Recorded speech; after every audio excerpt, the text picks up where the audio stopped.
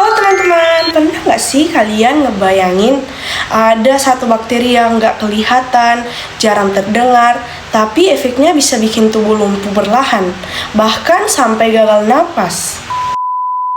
Baik, sebelum saya melanjutkan untuk penjelasan tadi, saya akan memperkenalkan nama dulu.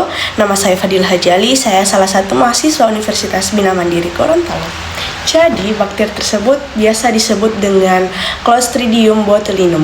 Dan hari ini kita bakal bahas kenapa bakteri ini bisa disebut sebagai salah satu penghasil racun paling mematikan di dunia. Sebelumnya teman-teman, di sini saya bukan untuk menggurui teman-teman, tapi di sini saya hanya untuk sharing saja ya. Jadi Clostridium botulinum itu adalah bakteri anaerob, artinya dia hidup tanpa oksigen. Bakteri ini menghasilkan toksin botulinum, yaitu racun yang menyerang sistem saraf manusia. Walaupun kasus botulisme jarang terjadi, penyakit ini sangat berbahaya karena bisa menyebabkan kelumpuhan otot secara bertahap. Jika tidak ditangani dengan cepat, botulisme dapat berujung pada kematian. Karena itu, pemahaman tentang penyebab, gejala, dan pengobatan botulisme sangat penting, terutama dalam bidang kesehatan dan keamanan pangan. Botulisme pun terjadi akibat paparan toksin botulinum yang dihasilkan oleh Clostridium botulinum. Bakteri ini banyak ditemukan di lingkungan seperti tanah, debu, dan bahan pangan mentah. Penyebab paling sering botulisme pada manusia adalah makanan kaleng rumahan yang tidak diproses dengan benar. Dalam kondisi tanpa oksigen, bakteri ini bisa tumbuh menghasilkan racun tanpa kita sadari. Selain melalui makanan, botulisme juga bisa terjadi melalui luka yang terinfeksi bakteri. Bayi yang menelan spora bakteri, misalnya dari madu atau tanah. Spora ini kemudian berkembang dalam tubuh dan menghasilkan toksin yang berbahaya. Gejala botulisme biasanya tidak muncul secara langsung, tapi bertahap dan progresif. Gejala awal yang sering terjadi yaitu penglihatan kabur atau ganda, kelopak mata terkulai, sulit berbicara, dan menelan.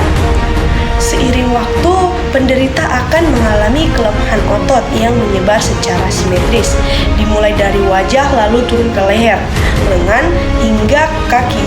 Kondisi ini dikenal sebagai kelumpuhan fleksit. Yang paling berbahaya, toksin botulinum dapat melumpuhi otot pernapasan, sehingga penderita bisa mengalami gagal napas dan meninggal dunia bisa tidak segera ditangani. Pada bayi, gejala khasnya adalah bayi terlihat lemas, sulit menyusu, dan menangis dengan suara lemah. Kondisi ini sering disebut sebagai floppy baby syndrome. Botulisme merupakan kondisi darurat medis. Penanganan utama dilakukan dengan pemberian antitoksin botulinum yang berfungsi menetralkan racun yang masih beredar dalam tubuh. Selain itu, pasien biasanya memerlukan yang namanya perawatan intensif bantuan pernapasan jika terjadi kelumpuhan otot napas. Perawatan luka dengan antibiotik pada botulisme luka. Perlu diketahui, antitoksin tidak dapat memperbaiki saraf yang sudah rusak, tetapi sangat penting untuk mencegah kondisi menjadi lebih parah. Oleh karena itu, diagnosis dan penanganan dini sangat menentukan keselamatan pasien. Botulinum adalah bakteri anaerob yang sangat berbahaya karena menghasilkan toksin botulinum, salah satu racun paling mematikan yang dikenal manusia.